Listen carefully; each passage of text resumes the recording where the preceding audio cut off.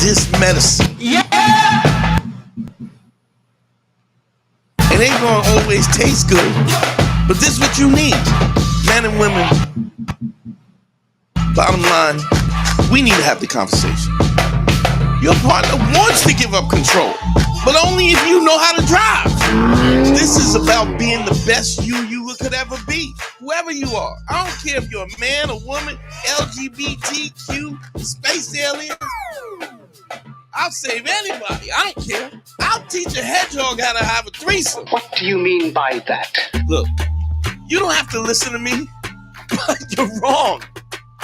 Listen, I know I'm great. And I know you're thinking, Dante, there's no way I could be like you. But you could be me. You know why? Because you know who I was? Before I was me, I was you. Man School 202. Better hear what I've got to say because you won't get it again. I'm not an alpha male. I'm not a beta male either. I'm just a better man. Well, put your happiness first, because if you don't, they won't.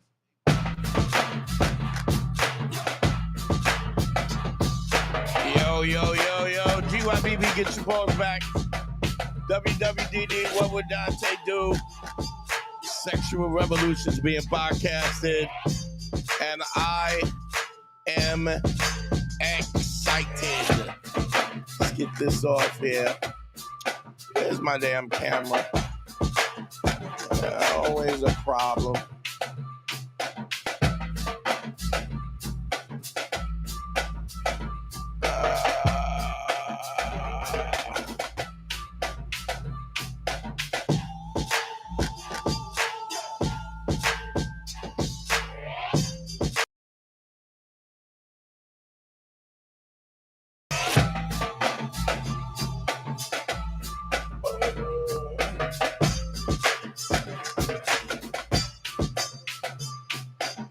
Yo, what up, y'all? GYBBB, get your balls back. WWDD, what would Dante do? The Sexual Revolutions being podcasted. And I am excited, really excited. It's good to be back. Wasn't feeling too well last week, so we had to, whatever. You know what I'm saying? Let me know how I'm sounding in the comments. If y'all can hear me good, give me a thumbs up, please. Give me a thumbs up. What's up, Matt? What's going on? Let's go, cards. Let's go. Who else is in the chat? LeBrail, Africa, what up? Jonathan, thumbs up. Can y'all hear me? Can you hear me? Please give me a thumbs up if y'all can hear me. Just want to make sure everything's going good before we start making moves. People still coming in. That's it. People coming in from Facebook, YouTube, Twitter, Instagram. Yeah, thumbs up. What's going on, y'all? What's going on? Let's see. What's going on? It's good to be back. Thank y'all for coming in. Thank y'all for tuning in. Jonathan, what's up? It's good to be here. Back in the game. Let's get to it. Phone lines is open. 929-269-4922. Phone lines is open. You know how we do. Anything you got going on, let's talk about it. What's up, Xavier? It's dope to be back, man. I was a little tired, a little run down. Sometimes that happens. Y'all know how it is. And you gotta figure it out. Gotta take a little rest. Gotta take a little breather. But I'm back. Let's rock and roll. I had a nice little conversation with somebody. Oh wow, let's do it. Y'all ready? I don't like it like that. Let's see. Make sure that everything's coming in. Bam. To accept, press 1. To send a voicemail, press. Yo, where you calling from? What's your name? Yo, I'm calling from Reno, and my name is Brandon. What's going on, baby? How you doing? Oh, wow. I'm doing good. How about you? I'm good. How can I help you, bro? Good. Well, I mean, I just want to start off by saying, appreciate everything you do. You really helping people out. Man, Help me thank you, out. bro. But yeah, of course. Yeah, so I had this recent situation happen last week, and I just wanted to know if I did like the right thing. Okay. So, all right, so this is one female that I've been fucking with, and she's super outgoing, she's super pretty, and what's it called? So we're about to get an apartment together, and we have known each other for only about honestly, for like about a year. Okay. And she gave me red flags, but at the same time she gave me green flags. Well, it doesn't matter. Well, wait a minute. That's like, you know what that's like. That's like saying, yo, she got really minty breath and AIDS. Yeah. Like you can't overlook the red flags because you got green flags. The whole point of it, the precursor to not moving in with somebody is red flags. You can't go, yo, she pretty, but she's an axe murderer. Like you can't. Yeah. One thing doesn't negate the other. You still gonna have to deal with the red flags. Hold on a second. Okay. So there's that. Okay. But what were the red flags? Okay, so she goes all the way to my ex, which was nice to the whole situation that you gotta speak up, bro. You gotta speak up. Okay, so the red flag started like I guess when we met, right? So I met her through my ex. He used to be my ex's friend. And are you talking to me on a speakerphone or no? No, I have earbuds in. Talk to me right into the phone, please. Be clearer. I'm getting an echo on you. Okay. All right, is this better? Yeah, I guess. Let me hear. So she was your ex's friend. Oh, I'm sorry. What's that? Man, I feel like your face is too close or something. Okay. Can you hear me? Okay.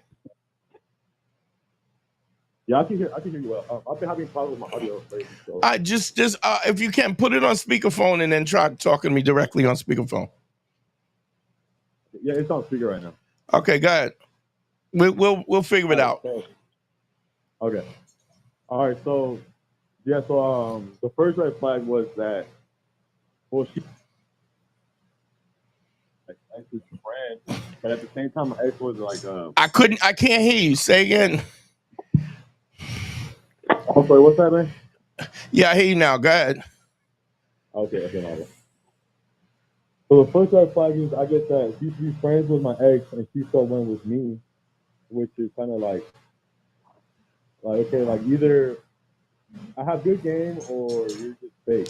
Like, Doug, you gotta have to call me back. Call me back with the headphones back on. I can't hear you, and I don't know what you're saying. It's just mumbling in the back. All right. Call me right back. Yeah, I'll try one more time. I'll try. Can you hear me now? Well, you sound good now. What'd you do? Okay, I just put my earbuds in. Okay, go ahead. All right. Okay. So what I was saying is, so do you think it's a major red flag if she's my ex's friend, but my ex, I guess ended up stealing something from her, and then my ex ended up fucking me over, and I'm going through this whole legal situation that has to do with my ex, but she fucked me over, so then we kind of clicked over that. Would you consider that a red flag? So you had your ex, you met her through your ex screwed you over, and y'all why did she screw her over too, or what? Well, yeah, I guess she ended up like finding out that she stole things from her. Okay. So what's the red flag? Yeah. So would you say that's a red flag, that the fact that she ended up messing with me? Not necessarily. What do you consider the red flag?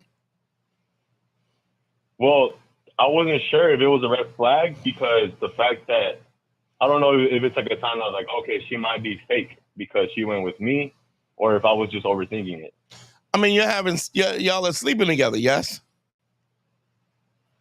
Yeah, correct. I mean, after we both stopped talking to my ex, and yeah. Yeah, I mean, so you have to assess that relationship on what's in between you two. That's where you would know if there was a red flag or not, based on that. Okay.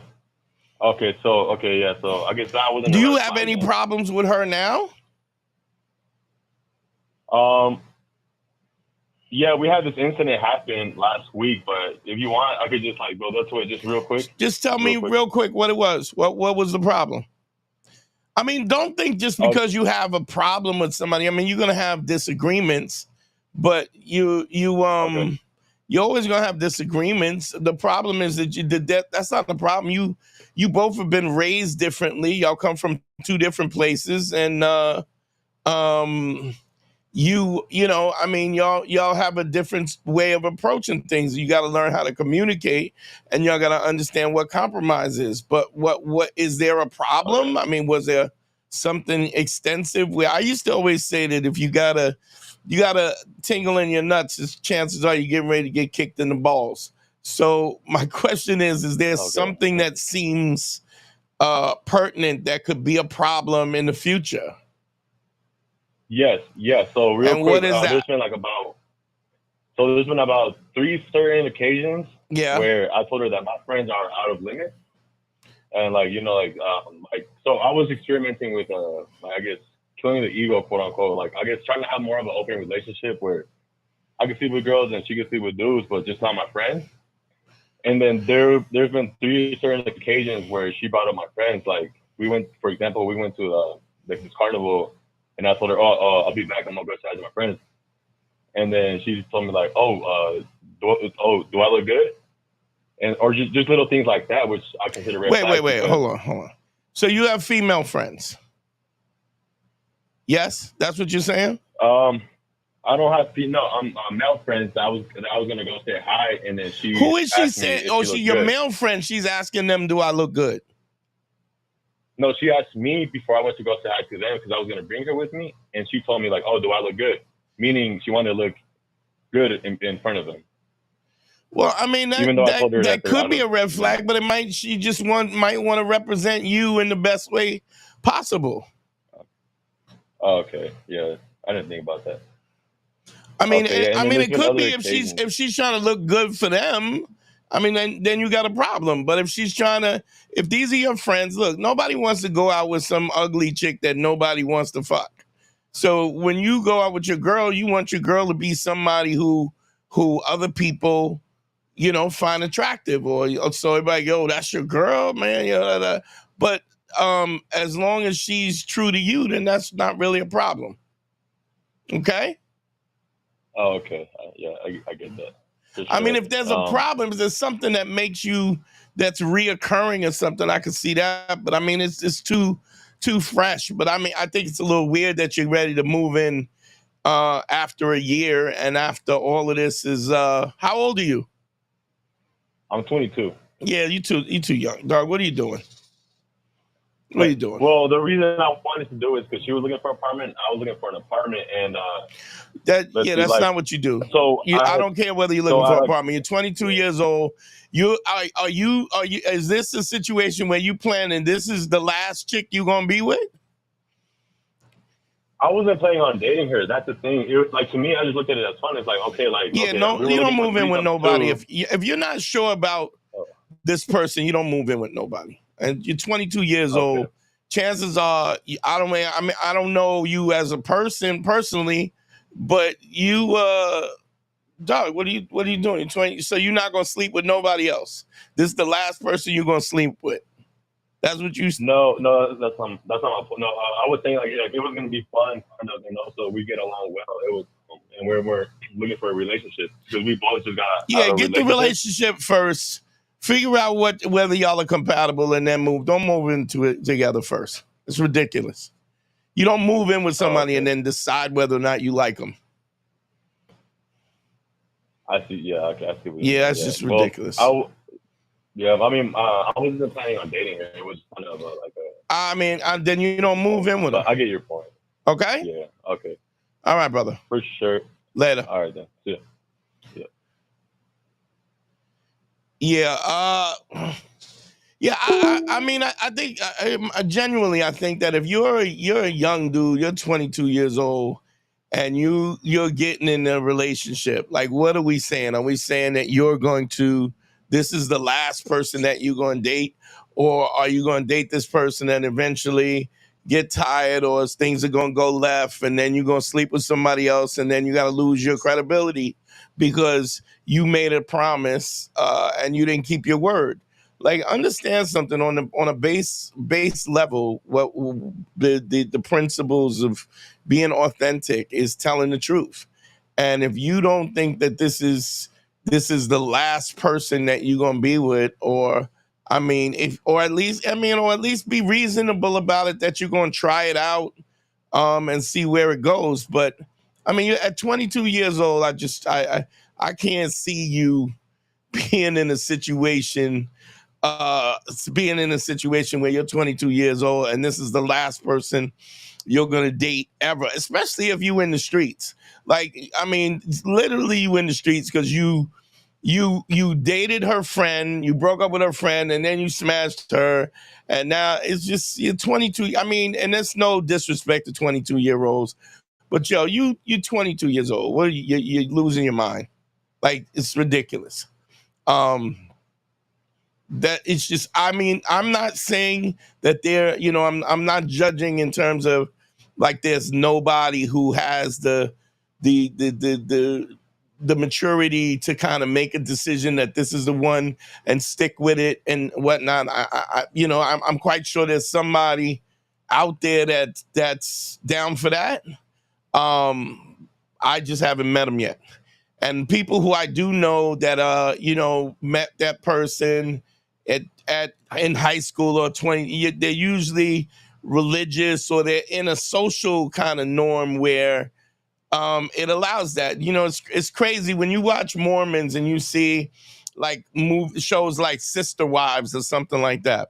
It's not that this guy can actually manage 3 wives. It's the fact that there's a culture behind it that allows that. Like, this is the norm in which the culture that you live in operates, with multiple wives or whatever, and this is the way. So there's not a pressure of you trying to figure out whether or not if you're going to be able to pull this off, because there's a culture that is pervasive overall that allows her to understand that this is what the situation. But if you 20 years old, you still trying to get your wick wet, like, stop playing. I mean, it's not like this is going to be the only person that you date.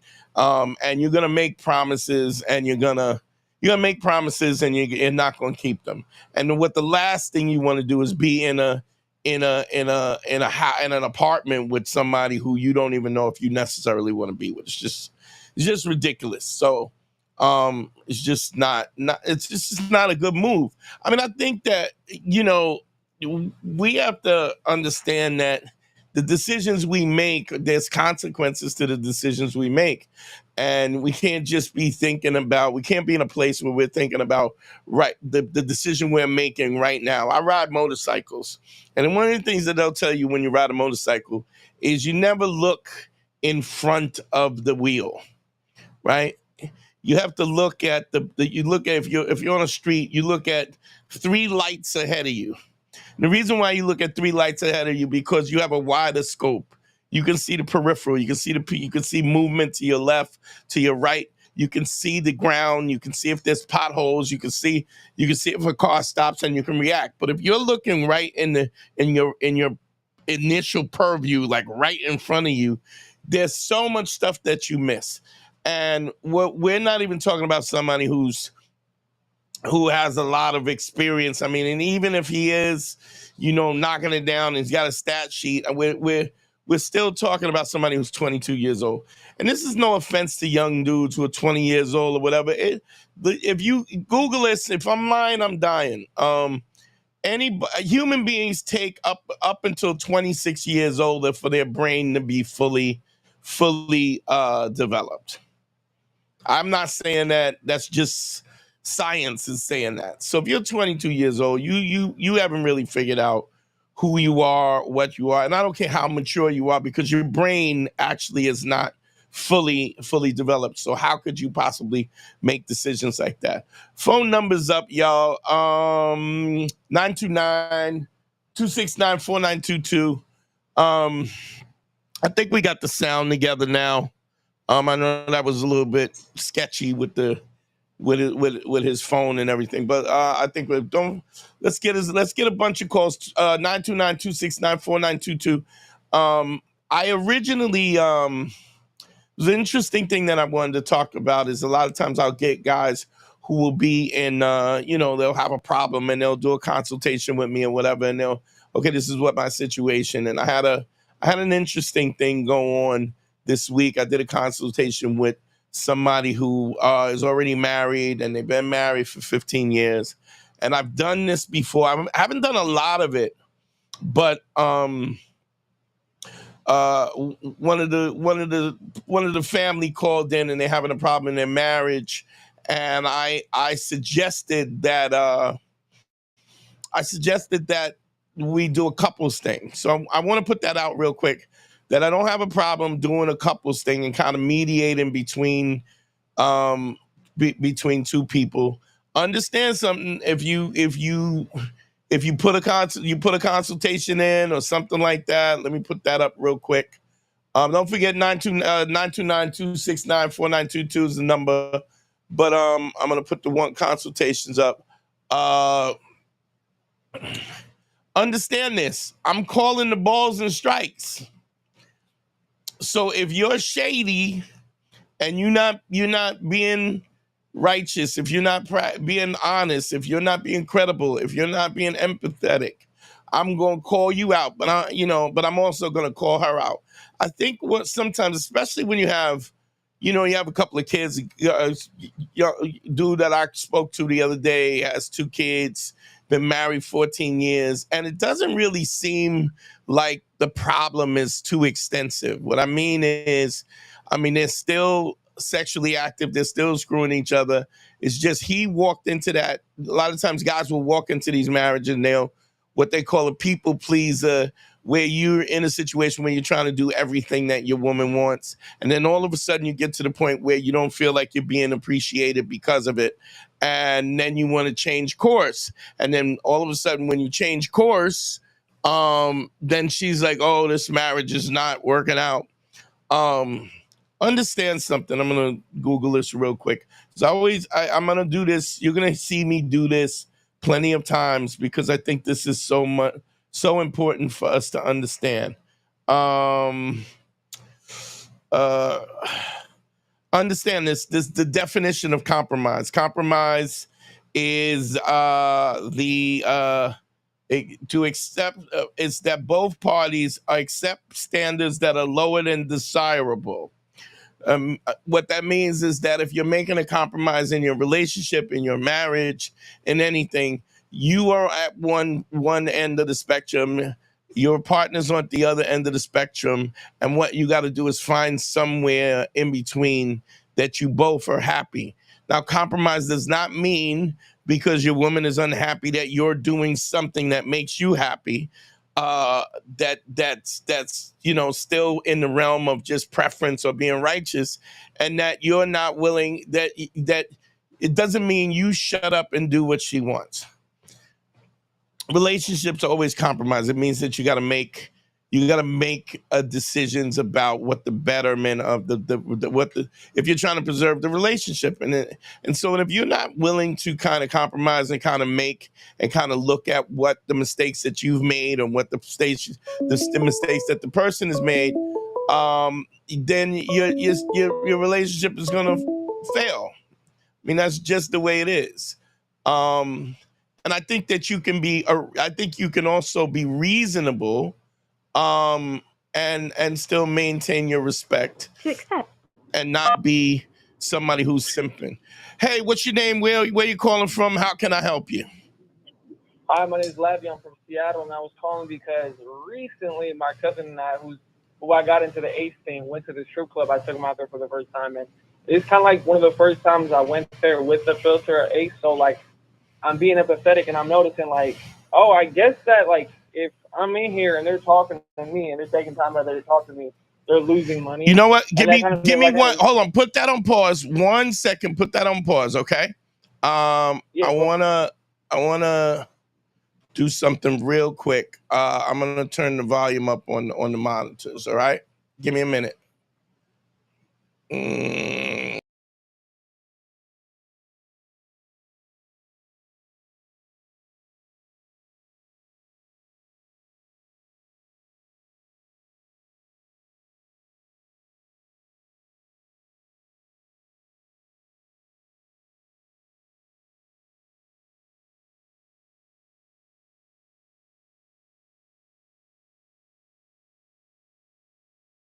yeah. Okay. I hear you better. Okay. Tell me what the problem is, Ian. I'm sorry. Not necessarily a problem, more of a question. Just like my cousin and I don't know if you caught the first part of us going to like the strip club. I took him out there for the first time. You went to And the strip club. Okay. Yeah, and where he's only the dude that like follows apes that I know. I put him on to this shit. Right. But and I'm in there and I'm like kind of like looking at everything that's going on through the filter of apes, and I'm trying to be empathetic, and I notice like, oh, I guess like if I'm in here and I'm just talking to these girls and whatever, like they're losing money while they're talking to me. So it's like, I don't know. It's just like a different way of thinking. I want to know, like, what's like, I know you go and I know you're not, I don't know if you're avid or anything like that, but I know you know the etiquette. So I just want to know what's like strip club etiquette. So I'm not being Well, here's the thing. or Somebody's talking to you. I mean, make no mistake about it. If somebody's talking to you, right? Well, let me ask you this. Is the girl talking to you with the intention on trying to get money out of you, or is she kind of talking to you because she's enamored by you and she's kind of wasting money? Is that what you're saying? Sure, yeah. I don't really, yeah, how do you know the difference, I guess? Well, I mean, you need to know the difference. I mean, so for instance, I'll give you an example. And I don't really frequent strip clubs much anymore.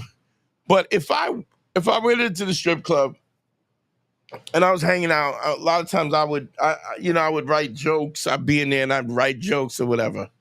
And because I had, because maybe I knew people or people addressed me in certain ways or whatever, they would talk to me, and then some girls would go, "Well, who are you? How come everybody knows you? How come everybody greets you?" Right? And a lot of times what I would do is I would tip them and I would go, "Yo, go make your money." And they would be like, "Oh, you want to dance?" And I'm like, "No, I don't want to dance. You want to lap dance?" And I wouldn't want to lap dance or something like that, right? But I would definitely be in a situation where, because I knew she was making money, I would be like, "Look, you want to talk to me, then, go make your money and then come back when you got a break." Understand something. Anybody in that strip club she's aware of that, what she's there for. You know what I mean? She's not there because she likes to dance, right? So if she's wasting time with you, there's either one of two things. She either likes you and spending time with you and whatever, or she's trying to pimp you out, like she's trying to get you to spend some money. Now, look, don't get me wrong. If you're there, part of the whole thing of you being there is spending money. Like you're there. That's part of the etiquette. But I think, I just kind of always knew if somebody came to me and goes, if a girl came up to me and said, "Hey, who are you?" And, they're asking questions like that, it has a different feel to it than a girl who's trying to get you to get a lap dance or get a table dance or something. So if you're asking me what the etiquette is, I mean, I don't ever not tip, but I'm also not gonna. I don't really do I'm not gonna do a lap dance or a table dance or something. It's just kind of, that's just not my thing unless it's your thing. But I also think that in order for you, if you're trying to pick girls up inside a strip club, if you're acting like a patron, then you're going to be treated like a patron. Does that make sense? 100%. Yeah.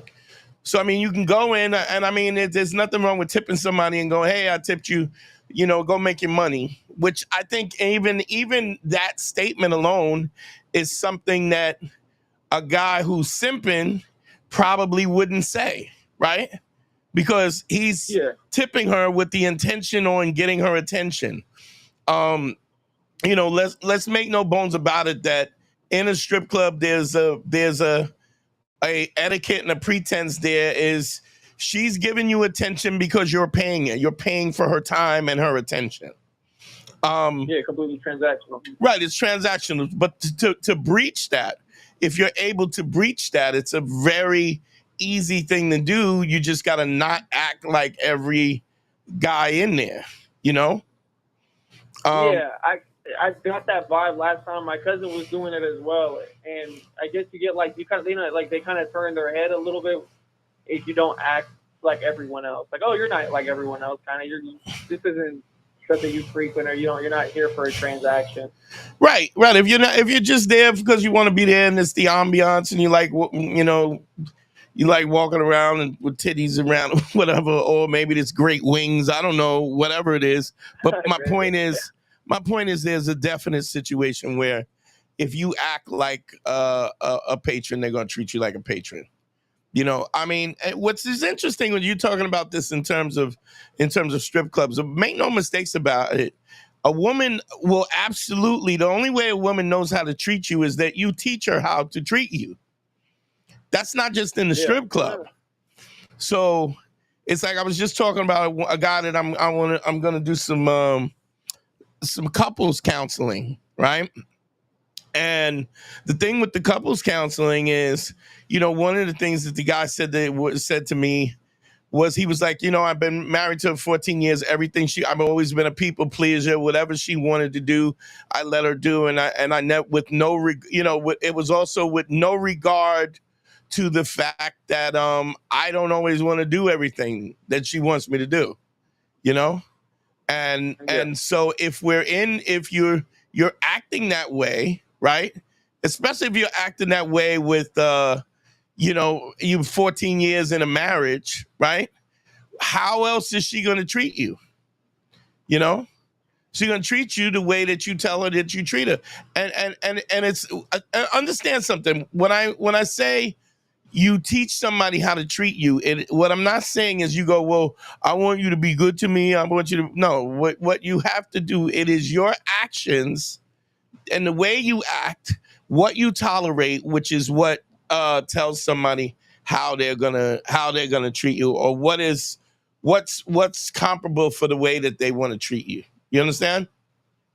Yeah, 100%. I don't ever like if someone's ever clear about it, you always get that vibe of what you can and can't say to somebody, and for some reason there's something intrinsic about that. Yeah, I get that also, but I think what you have to do is you have to set the tone. So for instance, this is something that was like really new to me, and I would say within the last 6 months, I had been doing live consultations on air. And I get a guy who would call and he'd be like, yeah, I got 3 girls that I'm dealing with. And, I've been hanging out with them. And then I find out this is just on Facebook, on Instagram. Like they're just communicating on Instagram. Like they haven't even exchanged numbers. They haven't gotten on the phone. They haven't had a FaceTime. They haven't had a date. And he's talking about these 3 women that he is talking to that he's not talking to. For all you know, it could be a fat dude in a basement, right? With pimples and I mean, we've all seen catfish. What I'm saying in essence is that we gotta be in a situation where you have to get those. I mean, I understand that everybody does it off of everybody uses the internet and the apps and whatever DMs, and people slide into the DMs. But the point is to get that communication off of the apps onto a phone call, ultimately to a FaceTime, to get a girl out on a date. It's crazy how dudes want to get laid. They want to interact with women. They want these sexual experiences. But I don't understand how you could think somebody's going to give you a blowy if you haven't even talked to them on the phone. You suggest so you that's a good like so you go text phone call. I know you go text phone call, but you suggest like a FaceTime after the phone I would call, never go out on a girl simply because I'm texting her. This is also something that has become come to my attention, that guys will, like, they'll be on Hinge or something and they'll hit a girl up and then they won't speak to the girl until the date. So you haven't had any conversation other than your texting back and forth, right? Where the communication is tempered because of the fact that you have an opportunity to think about what you say. She has an opportunity to think about how to respond, and so you never have any human interaction. Understand something? I don't know if y'all know this or not, but intercourse is physical. So I don't understand how you could get a feel with somebody, and I hear this all the time. Girls today, they don't want to talk on the phone. I don't care. If you're not willing to talk on the phone, then I'm not willing to go out. And we've, and anybody who's going out on a date who is allowing this to happen, where you're willing to take your time, your energy, and go out on a date with somebody who you haven't had a phone call or had a couple of phone calls, because a lot of times they text one way, and then who they are as people is a whole nother way. So if you haven't had a conversation with them or you haven't FaceTime with them, then I'm just assuming that it's not the person is not who they are. If somebody's not interested in having a phone call with you, how could they possibly be interested in having sex with you? I agree. Yeah, that's like I don't think I've ever went from just texting to like actually hooking up. It's always been like I never realized the correlation between the phone calls and like the hooking up, but that was almost always the case. That it just built intimacy before. Like, I mean, let's put it like this: if you take a girl out on a date and you want to kiss goodnight, how do you ask for a kiss goodnight when you haven't even spoke to this person prior to the date? I mean, you're literally putting yourself. That would make me feel uncomfortable. Huh? That would make me feel uncomfortable, even like as the pursuer. But I mean, I'm looking in the chat. I mean, and holler at me, anybody in the chat, is if they disagree, because I know for a fact that I have been doing these lives for quite some time, and if somebody doesn't want to pick up the phone and talk to you, they don't like you. Like, you're being used, you're being pimped for your time and your energy, because she can be DMing 4, 5, 6, 7 guys where she talks a little while and then she gets ghost and then comes back and it's like, what are you doing? I mean, why would you waste your time? What I'm saying is, part of the fact that you tell the truth, that you maintain your credibility, that you have empathy. I mean, I say this 100 times, but I want you to understand that is to be a man who does those things is rare.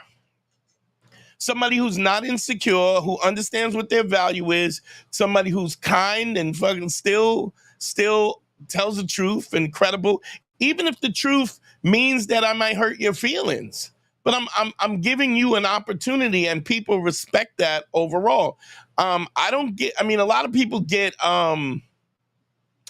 it's funny. I've been listening to so much, like some of these trashy dudes online. Is just crazy to me what they're teaching dudes. But I also understand that they're really not trying to help.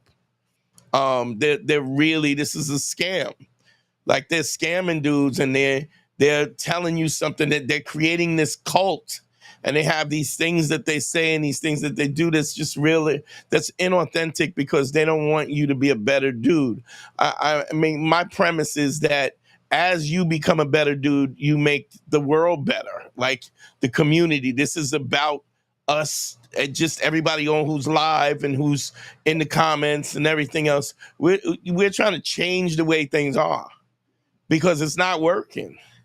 Women are not happy, men are not happy, married men are not happy, married women are, but simply because men don't have the ability to be strong men. They don't have any guidance on how to do that. And that's what this whole thing, that's what Man School is about. it's changing how we perceive things one guy at a time. That makes sense. That answer your 100%. question? To the T, yeah. All right, brother. I appreciate you calling. All right. Take care. Later. Later. Okay. Yeah, I think it's time for a new computer. When it comes to that, also, don't forget the Cash App is up. We gotta get some new equipment. I'm not pleased with the equipment. I like that the calls are rolling in. Hold on one sec. We got another one. Okay.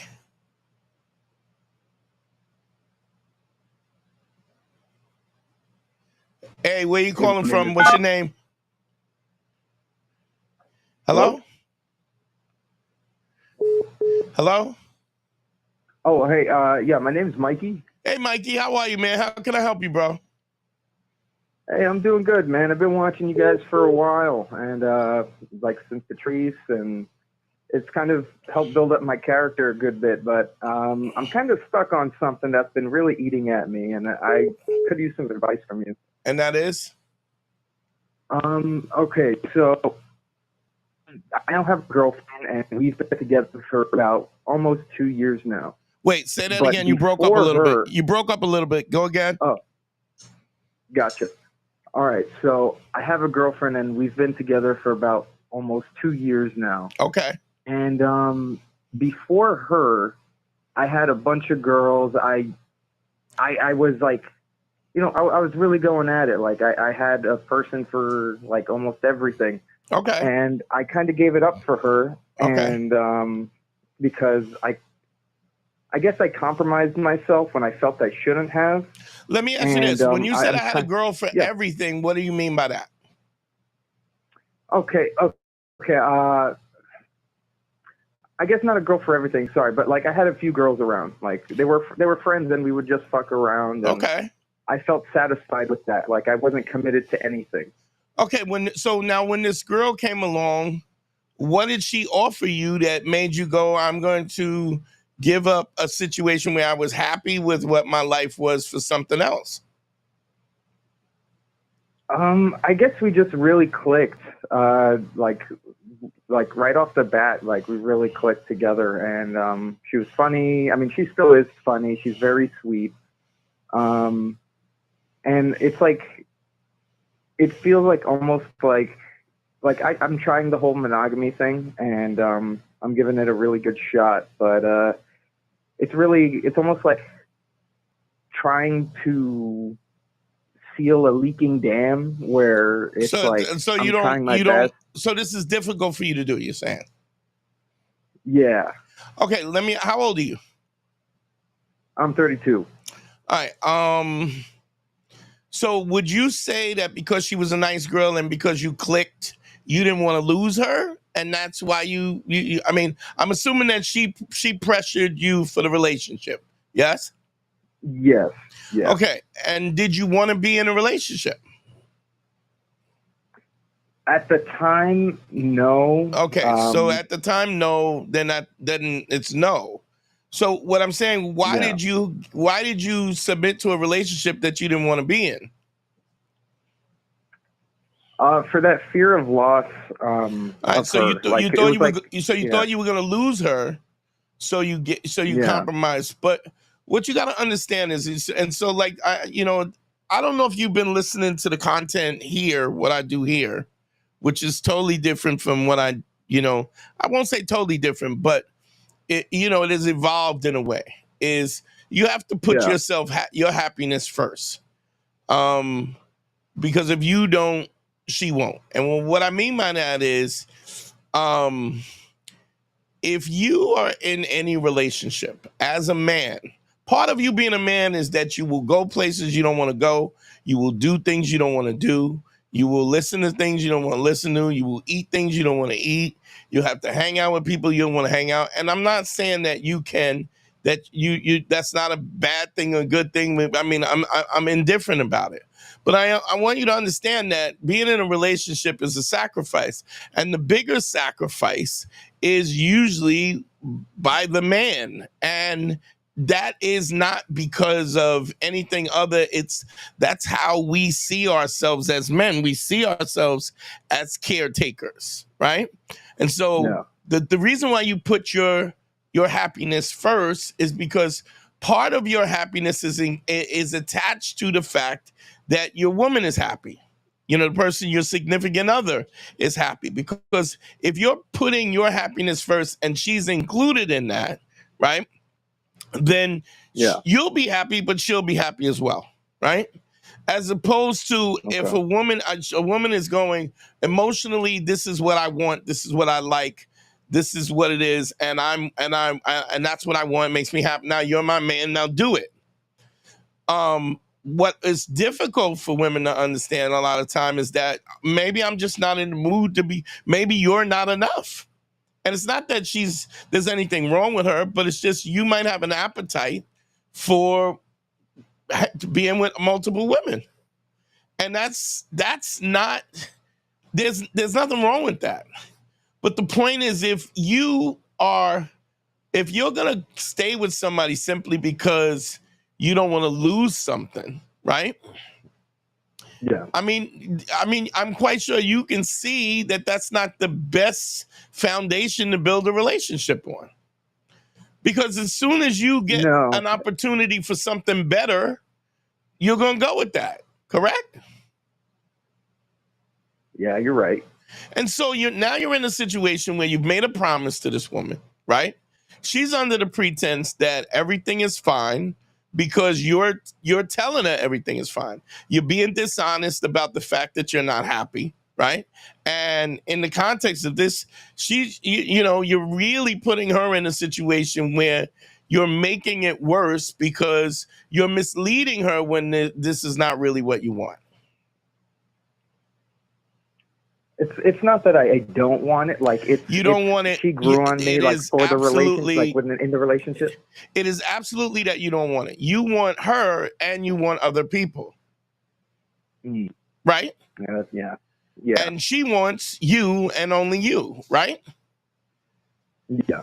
So that's not you having her and having other people is not what she wants, right? And you know that. Deep down you know that. That's why that's why you got into this relationship, correct?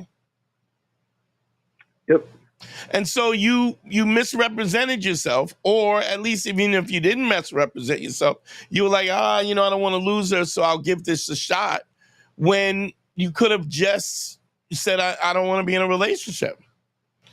And you could have, did what you wanted to do. And you could have also said to her, hey, listen, I'm really not in a place right now where I want to have an exclusive relationship. But if you want to hang out, we can hang out, and you want to spend time. Even if you spent 80% of your time with her, the fact that you're giving her the opportunity to make a decision about whether or not she wants whatever you have to give is enough or not.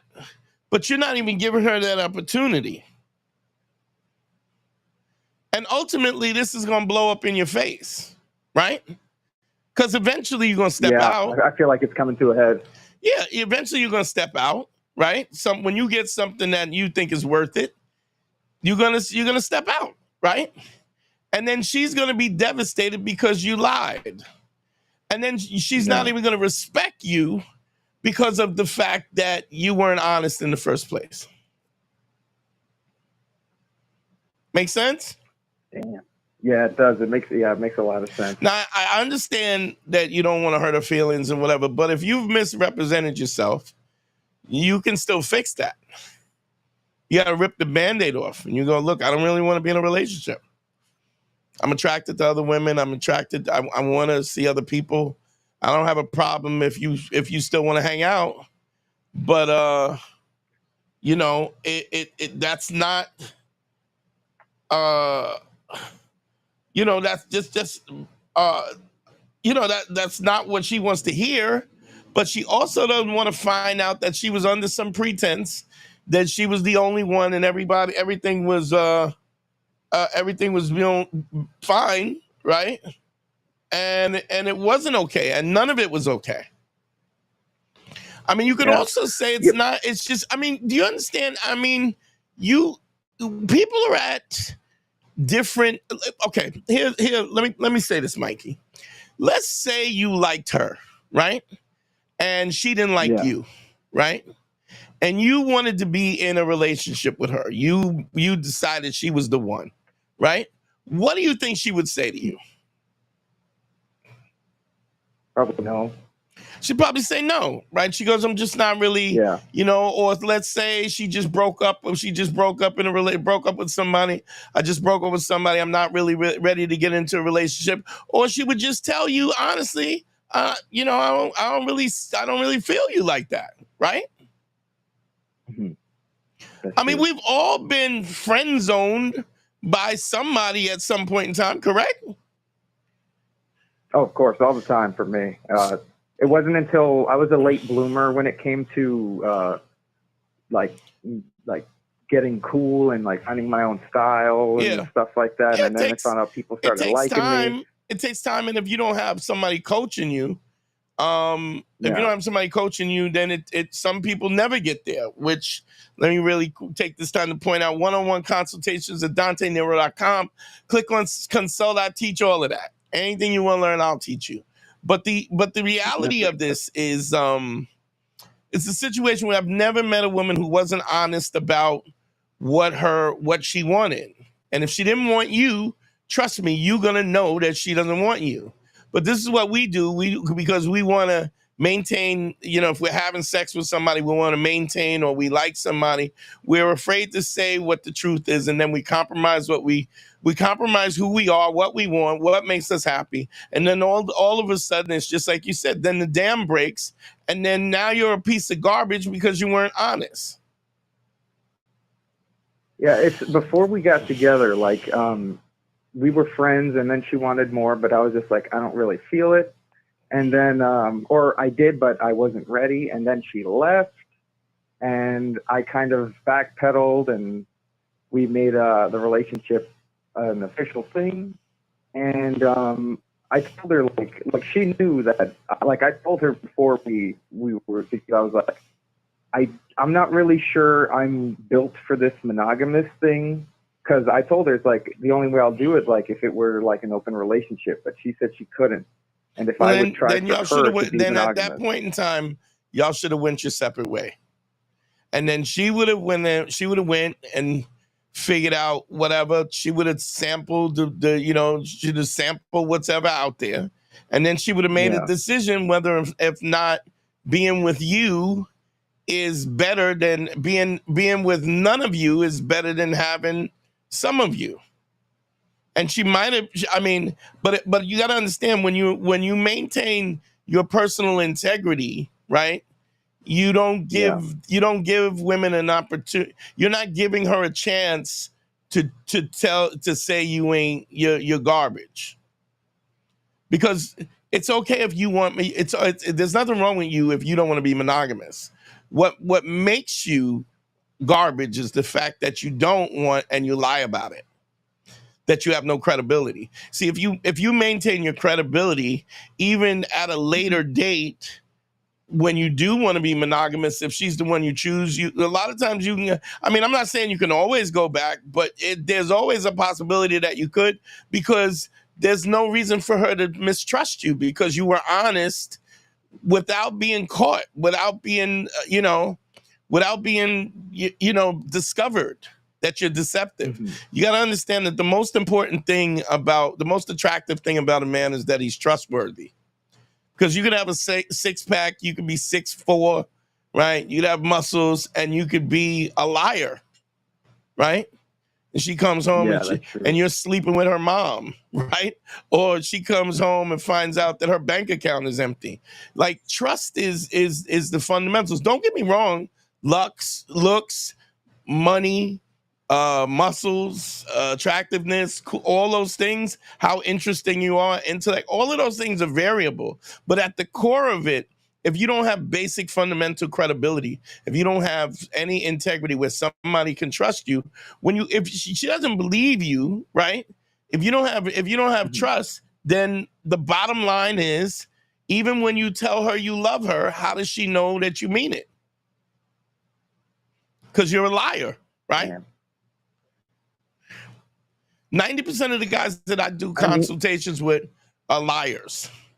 And I don't mean that in a real, what I don't mean is because as a man, when we think about a liar, what we think about is the worst case scenario. You're trying to take somebody's money, you're trying to do something, you know, to take something away from somebody. But there's these but the other lies are also so when we lie not to end up in a confrontation, right?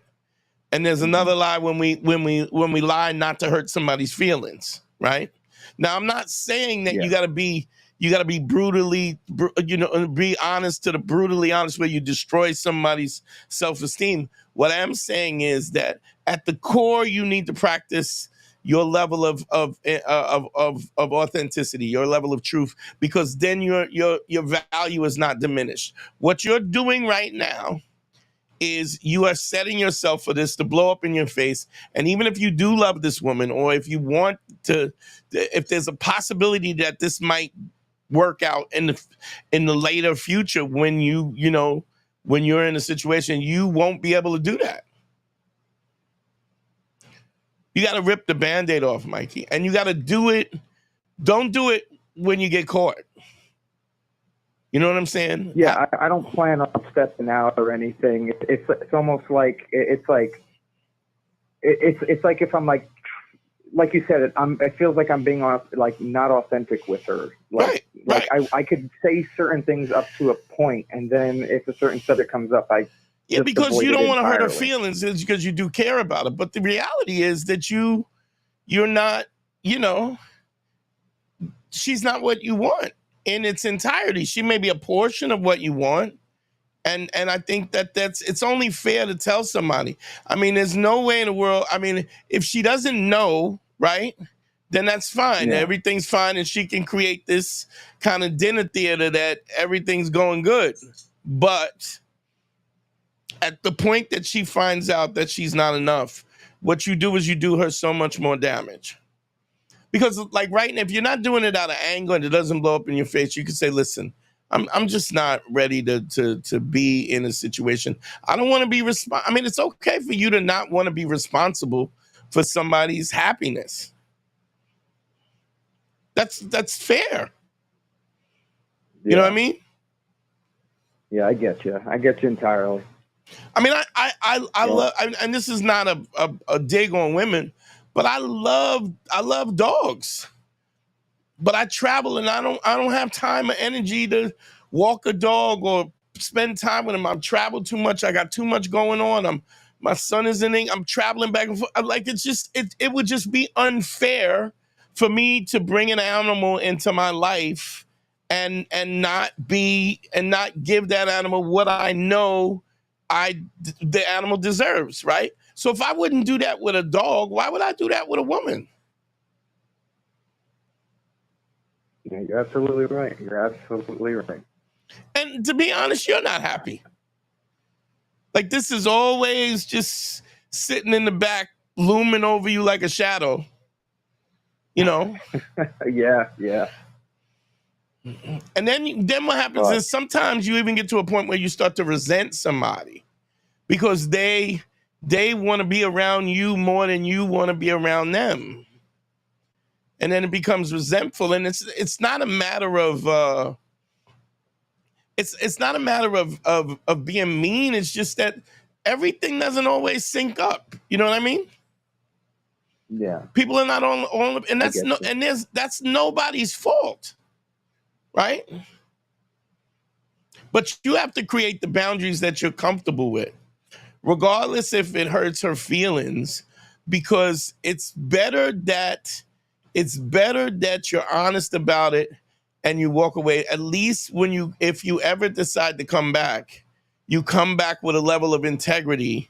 Now, sometimes their perspective changes, and when you come back, it's not there. But I mean, if you have to understand that the commodity, I always talk about commodities, and it's as simple as supply and demand. If you're a guy who tells the truth, who keeps his word and has empathy for people, I don't think you could be better as a human being. I don't think you could make a better if you are willing to give forgiveness and ask for forgiveness. Then I don't think I think, you know, as we are imperfect beings, right? I think you can't be a better human being. You may not be the right person for that right now, but as a human being, that's as good as you can be. Make sense? Yeah, it makes perfect sense. And that also, and you're talking about somebody who was a late bloomer and stuff. The self of this, and so here's something that I say in any consultations that I do. Without a doubt, where does the confidence comes from? The confidence comes from not who you are, but what you do, right?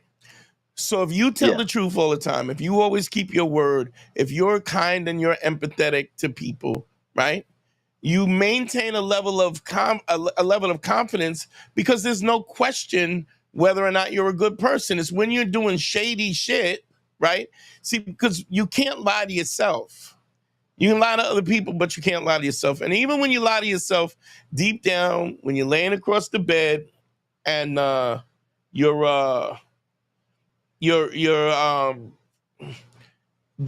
ceiling fan is spinning and the shadow from the ceiling fan is whipping across your face, you know what it is. You know who you are.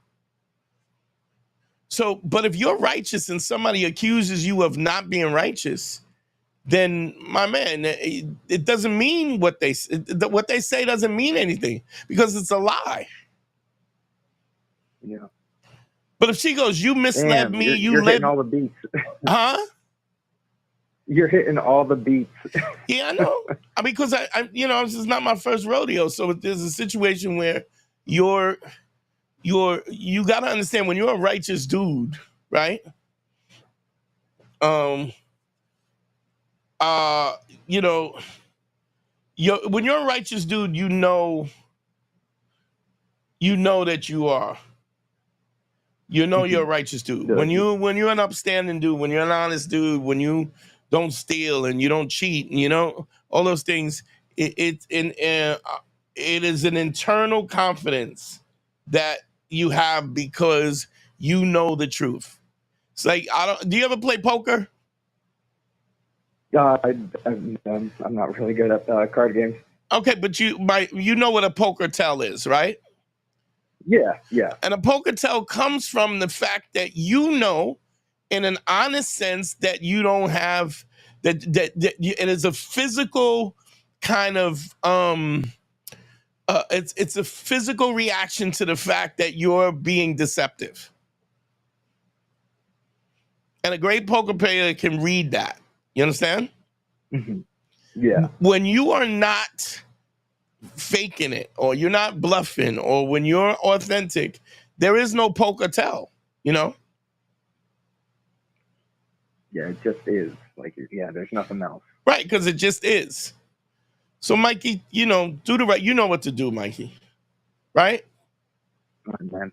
Yeah, and I know it's hard, but it's just been hard. I know it's hard, but it'll be way worse. And if you care anything about this girl, at least if you give her out and she really loves you, she might just stay. But if you keep this and just keep being deceptive, you're putting her in a position where she'll be hurt by it or whatever, and she'll lose respect for you. Gotcha, man. And that's a rough thing to swallow when you're in a situation where you like somebody and you care about them and you care about what they think, and yet they think of you in a way that you really are not, or the way you didn't mean them to think that way. Simply because you didn't tell the truth. It's just not worth it. It's not worth it to me. I mean, I clearly I am a one of the few that believes that, but it just doesn't make sense to me. You feel me? Yeah, I feel you. I'm still getting the feel for this kind of thing, especially when it comes to relationships. Well, also because you're a late bloomer, I mean, you want to explore, Yeah. And maybe you haven't had your fill. Maybe you'll never have your fill. That's okay too. Just be honest about it, Yeah. I Okay. appreciate it. I really do. It's kind of the wake-up call I needed. And I mean, Mike, if you need to talk to me, you know how to get me. One-on-one consultations. Go to DanteNero.com. You can click on consult, and I can walk you through this, and I can walk you through whatever it is. I appreciate you calling, No, bro. that sounds great. All right? No, thanks, man. I appreciate it. You have All a good brother. one. All right, later.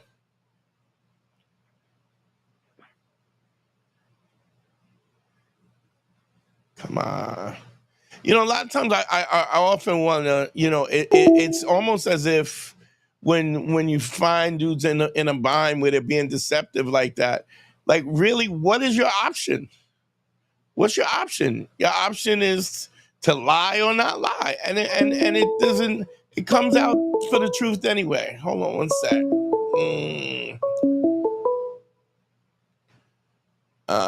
Let's see.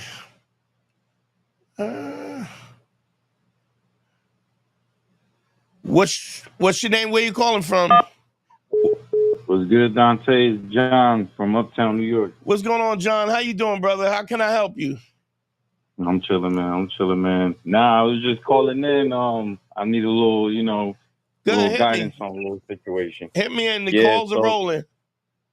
Yeah. So, I used to work at a restaurant like a year ago, right? Okay. And there was this chick that she was younger. She was about, 19, 20. And I'm a little older. So, How old are you? I'm 33. Okay. So, yeah. So we used to just, when you serving at the restaurant, you just sit around and chit chat with a lot of people, whatever.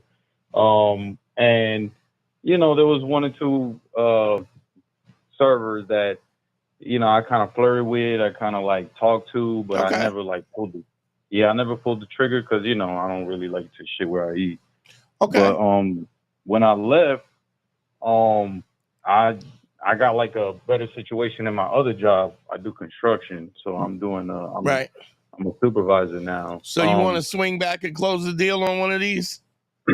Nah, one of the young joints, we used to talk about her titties because she always talked about how her titties were small or whatever, and I used to be like, nah, you good, this and that. Come on, John, tell me what's the question? Yeah.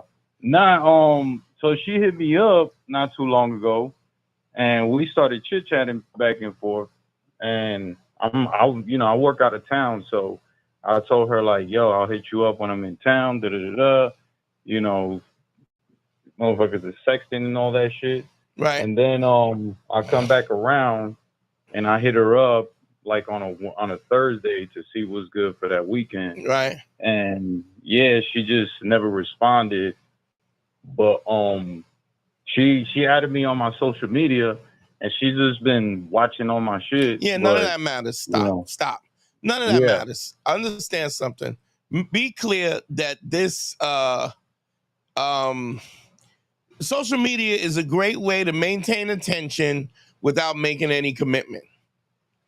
Like women, if a woman just wants pure mitigated attention, she can go online, she can post pictures that are thirst trap, she can talk to dudes, DM them back and forth, whatever, and never really commit to it. The fact that, what is she doing? The point is you hit her up, she didn't hit you back. There's no question, You're calling me, asking me a question. What's the question? Like, how do I make her call you back? What do you do from there? You don't do nothing. You shot your shot. She's not interested. You move on. If you want, let it chill. See if she hits you back. If you want to maybe hit her again, maybe in a week and a half, 2 weeks from now, see what's up. There's always a possibility that, she might have had a death in the family, that things might have been crazy. Maybe she got a boyfriend. I mean, who knows? But the point is, understand something. This is a good point for me to talk about this. You cannot make somebody do what they want to do. And that's even when it comes to pimping. Nobody, you look, any chicks this selling ass. She's selling ass because she wants to sell ass. You understand? Yeah. There's other things that she could do. I've talked about this before. Because here's a situation where you don't even have traditional pimps now. You got OnlyFans, like the internet is your pimp right now. And what do girls do? Given the opportunity, I've said this before. The average girl on OnlyFans makes $150 a month now. I mean, like, don't get me wrong. When it first opened up, people were making a killing, right? Yeah. But now it's commonplaces. So you got women that are stretching the gooch and shoving things up in them and whatnot, and they're making 150. You make more money at McDonald's right now. But given the opportunity, that's what they want to do. So that's what they're doing. You feel me? Yeah. So nobody's making them do it. Nobody's making them doing it. They're just doing it. They would make giving it, and so there's certain types of chicks that would always make money on their back over anything else. That's just who they are. So it's don't get me wrong, and make no mistakes. I don't want to be misquoted and don't understand that they're abusive and there's sex trafficking and there's guys who get girls strung out on drugs. But what I'm saying, all we have to do is look at the OnlyFans thing, and in the OnlyFans thing, girls are pimping themselves out on their own.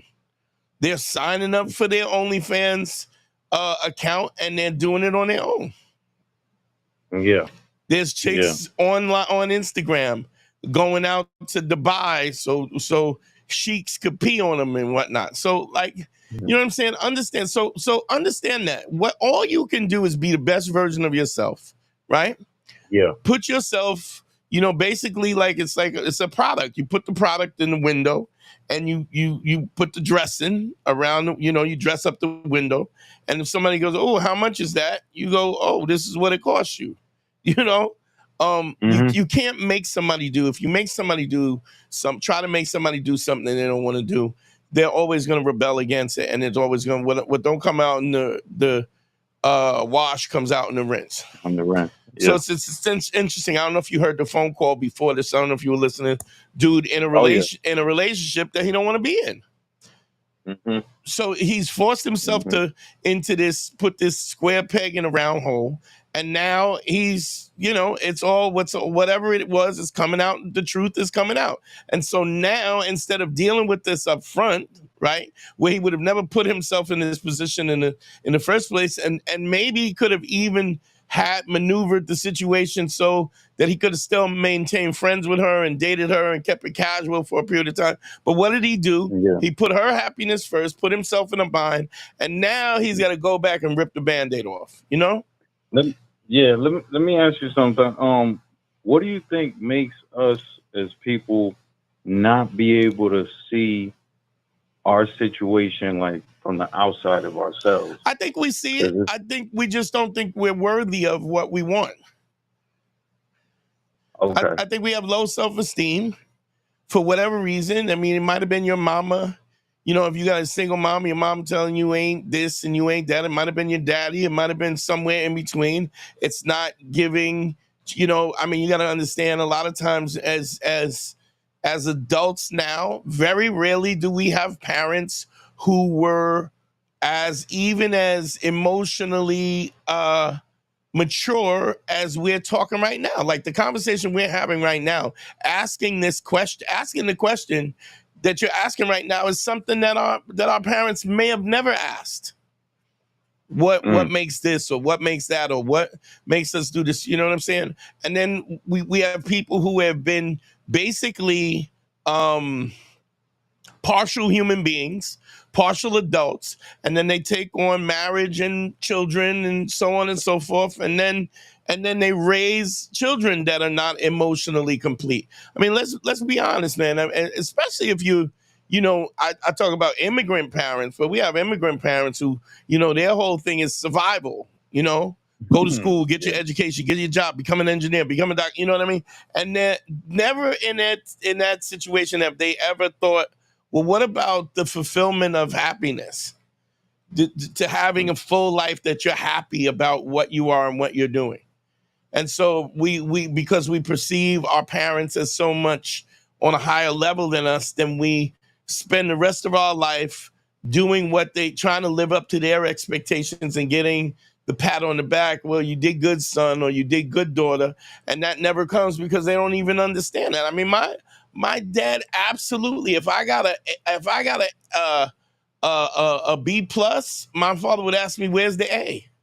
What happened to the other 5 points?" If I got a 95, he'd be like, "Where's the other 5 points?" In his mind, he thought he was encouraging me, right?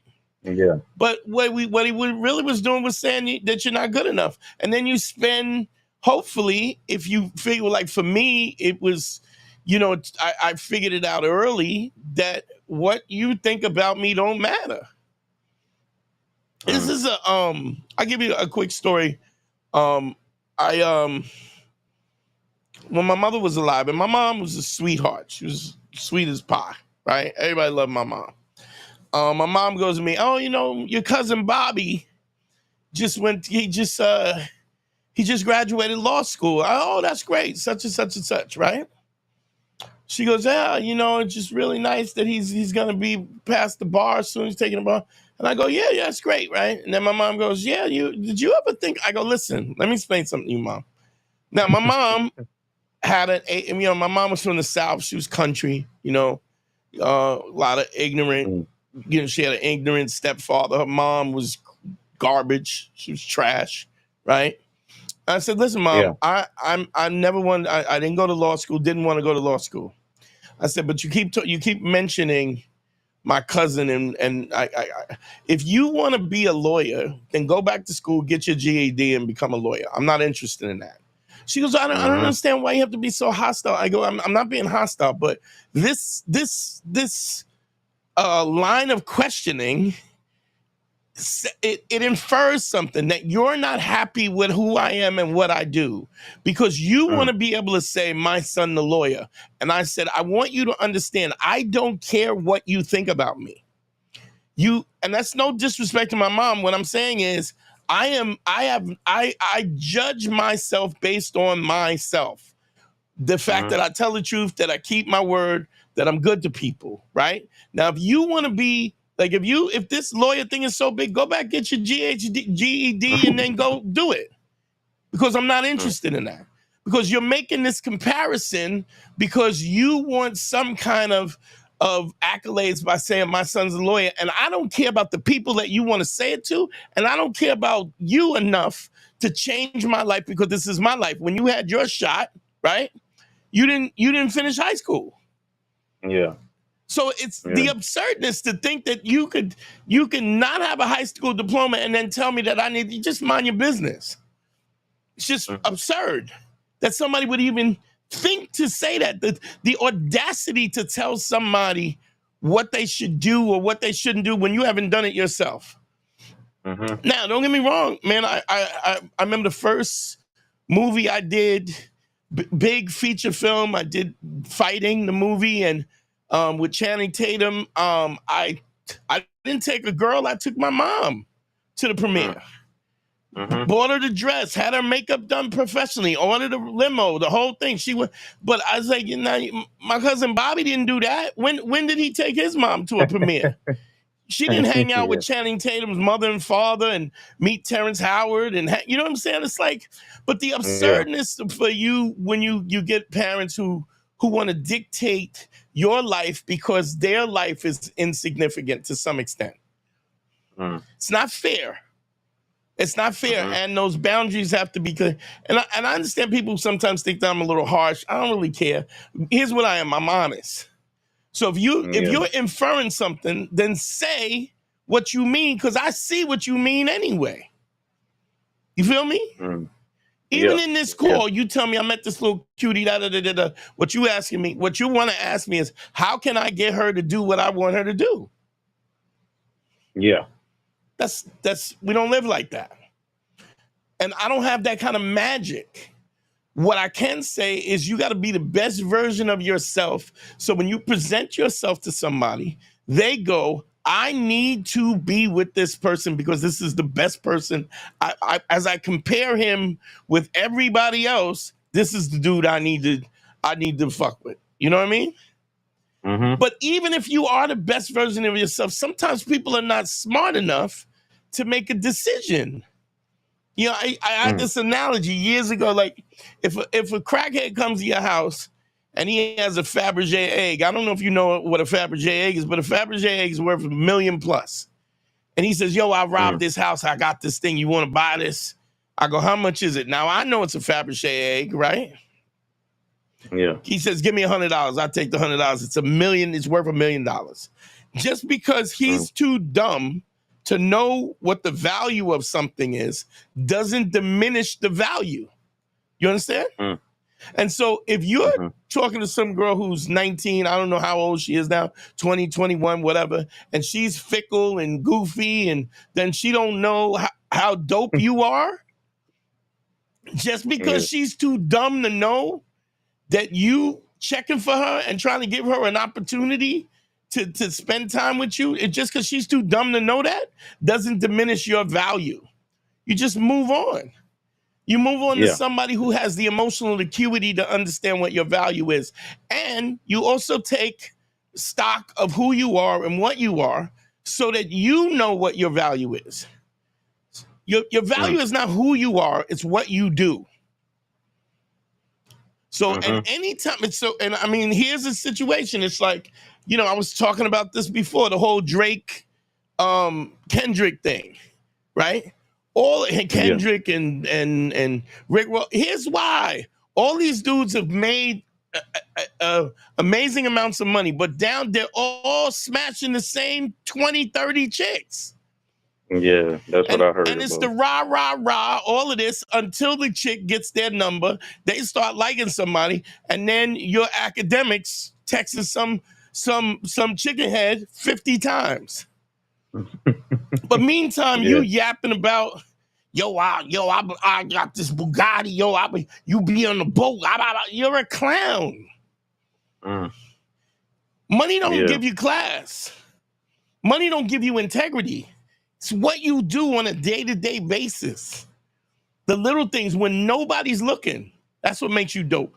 And if any man, woman, or otherwise is too dumb to recognize that or to look deeper in that, you gotta just let them go. You feel me? Yeah.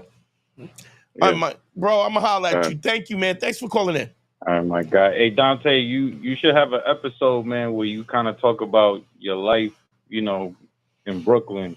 Well, I'm working on the book, so I'm working on the book, and cool. as soon as I finish the book, y'all can buy the book and y'all can, you know, do it in your own. That'll be interesting.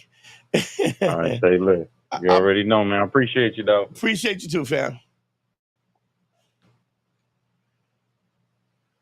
Oh, come on, hang up. There it is.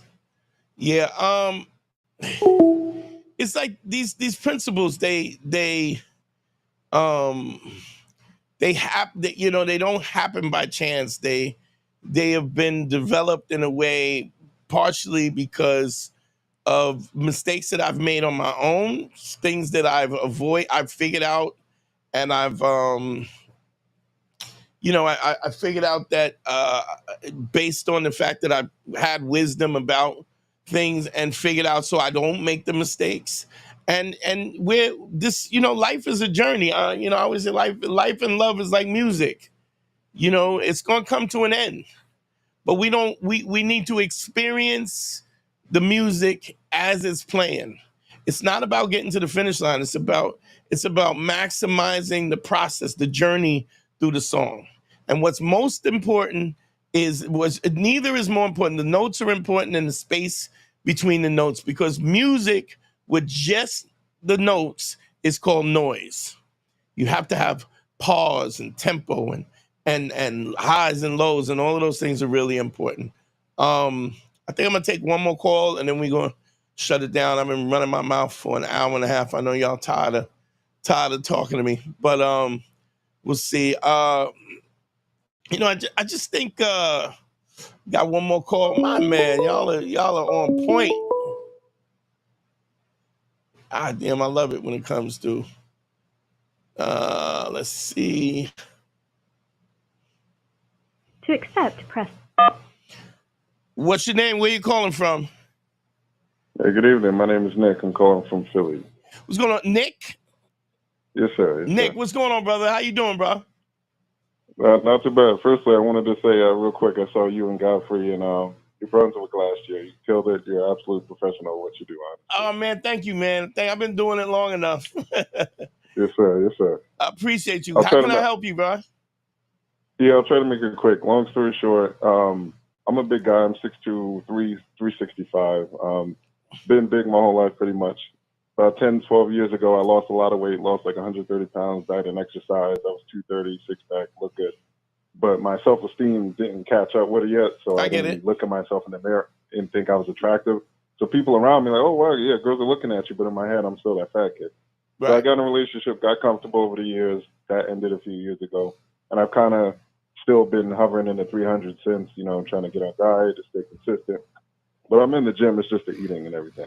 I get my you. friends told me now, I was like, my friends told me now, like, yo, you're not going out, you're not talking to anyone. And the reason I kind of don't at this point, because I don't even feel either confident or comfortable enough, I don't like how I look in clothes, outfits, and I get attention. I'm not the ugliest guy in the world. I'm not the handsomest guy in the world. Right, right. I don't even like what my options are really in terms of who's checking me out.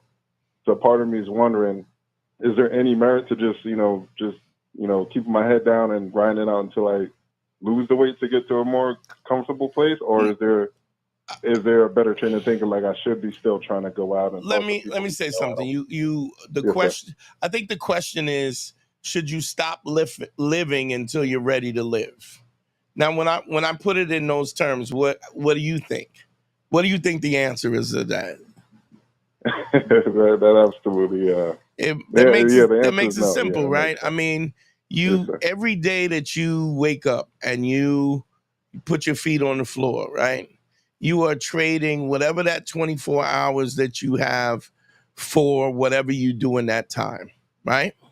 Now, don't get me wrong. I absolutely believe that you should be diligent about, being the best version of yourself and looking the way you want to look. But you got to live life, right? And so whether or not you are pleased with yourself, look, there's something that I've said 100 times, and that is that perfection is something that we pursue, even though we know that it's unattainable, right? And the reason why perfection is unattainable, because as we move closer to perfection, perfection moves further away from us. I use the analogy like a piece of Swiss cheese. You see a piece of Swiss cheese from 10 feet away, you see the holes. But when you move closer to it, you see even smaller holes that you didn't see from a distance. And as you move closer and closer to it, you see more holes. So as you become better, right, the level of what you perceive perfection as or enough it changes because you move closer to it. Now, I'm not saying that we don't pursue perfection, but what I'm saying is we pursue it even though we know it's unattainable.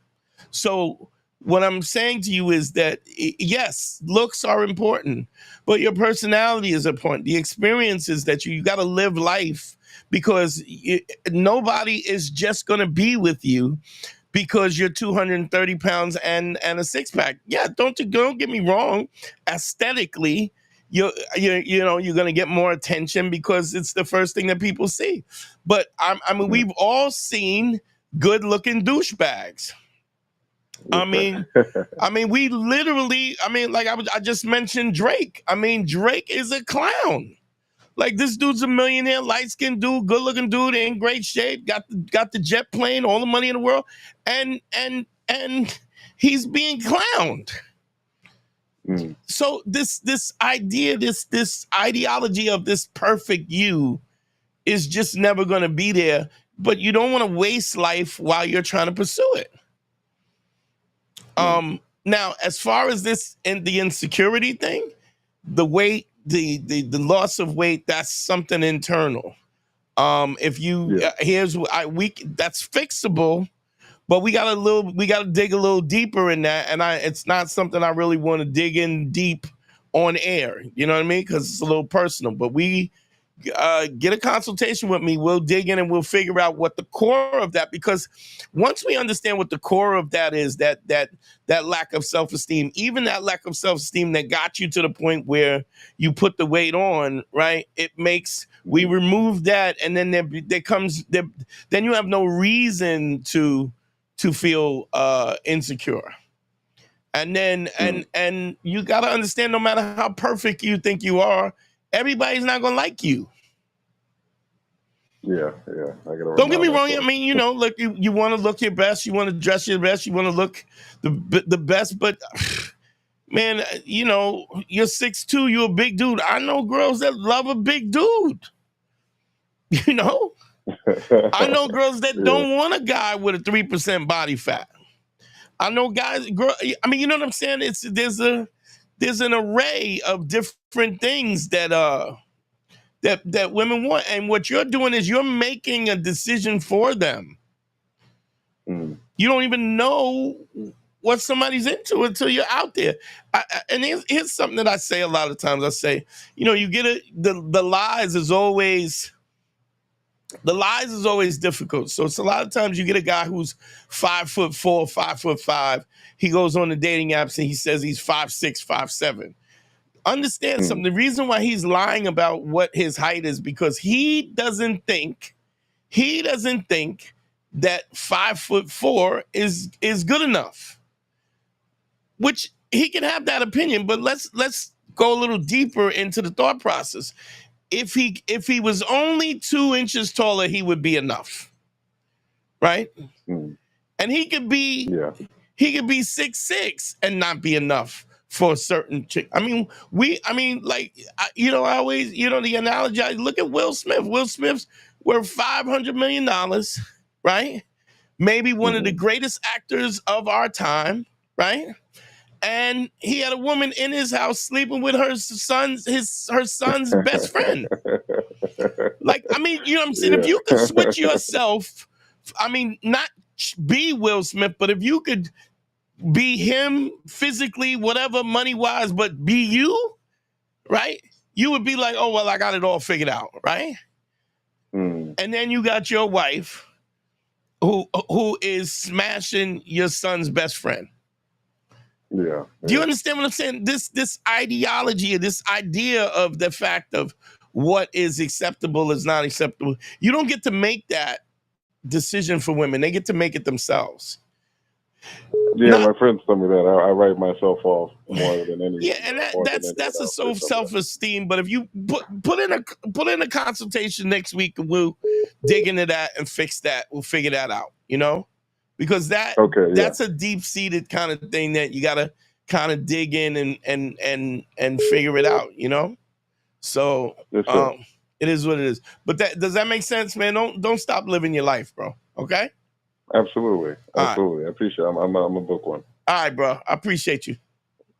All right, take care. I had a call that just came in. I was going to shut it down, but I'm going to give him an opportunity to call back, whoever called in, and they're listening. Call back. I don't want to shut it down before you got a few minutes to call back. It's just I don't want to. He made an effort, so I don't want to shut it down before. So whoever that was that called me back, called me just a little while ago. Call me back again real quick, and I'll wait for that call. I think it was 760 area code. Hit me back real quick, and I'll pick up the phone. But yeah, it's an interesting thing about how I remember consulting a kid from this kid. He was in Puerto Rico. Called me from Puerto Rico, and he was like a Walmart greeter, and he had this little sexy little milfy thing that was flirting with him.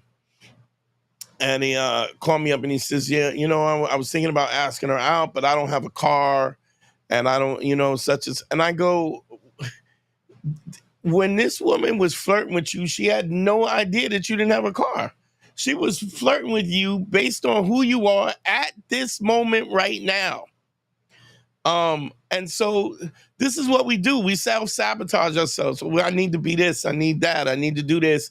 I need to have this. I need to have this amount of money. I need to be don't get me wrong. I mean, I absolutely think that you need to be the best version of yourself.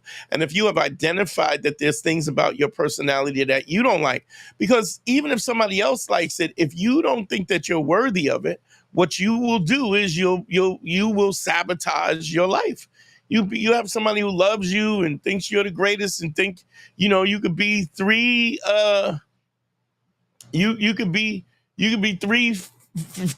400 pounds, and it won't matter. Hold on, let me see. Let me get this last call in.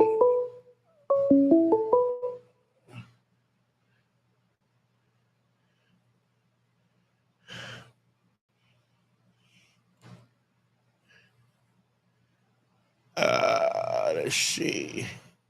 Voicemail. Press.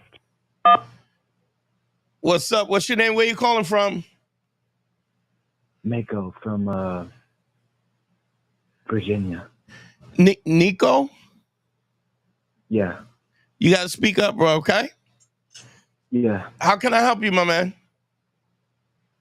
I'm going through a lot of stuff right now, and I got some big aspirations I want to do in life. And I just want to know, how would one pick themselves up if they keep on falling over and over again? Wait, repeat that again, because you're mumbling. I can't really hear you clear. My fault. I got some big aspirations in life. Okay. And I want to do a lot of stuff in this life too, You do what? Say that one more time. I want to do a lot of stuff in this life, Yeah, I get you. So if someone were to keep on falling over and over and over again, how would one pick themselves back up? Well, let me ask you this. How do I put this? Let's say you wanted to go to the Olympics in ping pong, right? You wanted to be the world Olympic champ in ping pong. How would you go about doing that? I'd practice every day. And if you wouldn't stop. And do you understand that you would fail, right? I would. I know. I mean, we all fail, right? I mean, especially when we start something. There's nobody expects you to be perfect if you haven't had experience in doing something. I mean, that's just you understand that that's an unreasonable expectation, right? Yeah. So when you say you have these aspirations, what are your aspirations? Let's talk about that. It's a bit personal. Okay. All right. That's fine. But my point is that you have to go into this. You have whatever it is, you can go into, you have to go into this situation with knowing that you're going to fail. Because everybody fails. Whenever we do something for the first time and we don't have experience, we're never going to be good at something. If we're lucky, we have a knack about doing things. Certain things we have a knack about doing because we just, it kind of fits our personality. But even if we have a knack for something, we're going to fail and we're going to suck at it. And you got to understand that that's okay. Most people are too afraid to try. And so if you try and you fail, you're better than everybody else around you. What you have to do is you have to take time to understand the mistakes that you make, right? And then get back up and do it better the next time based on the information that you have. If you do that, I guarantee you will meet more than you ever could believe the aspirations that you're trying to reach. Does that make sense? Yeah. But I think you have to go in this with an understanding, know that you're going to suck. Like when I talk about laying the 5 bricks and I do the consultations real quick, DanteNero.com, click on consult. When I do those consultations and I start out, I get guys and there's a fear. The fear is in the failure. But understand something, I have no way of overcoming that failure. You will fail. Understand that. But if you're going in with that as an understanding, I think that it makes it easier to cope with. Does that make sense? It does. You okay? Yeah, I just needed to hear that, man. Really appreciate it. I mean, you sound a little roughed up a little bit. Is everything okay? I'm good, man. Don't worry about it. Okay. Thank you, though. I really appreciate it. Well, I am worried about it. That's why I asked you, but I appreciate you calling, man. Just know that you have not exhausted your potential. You haven't even scratched it. You understand? Yeah, I do. All right, brother. Thank you for calling in, and I appreciate you, man. I just want you to know that. Okay. Mm-hmm. All right. Have a good night.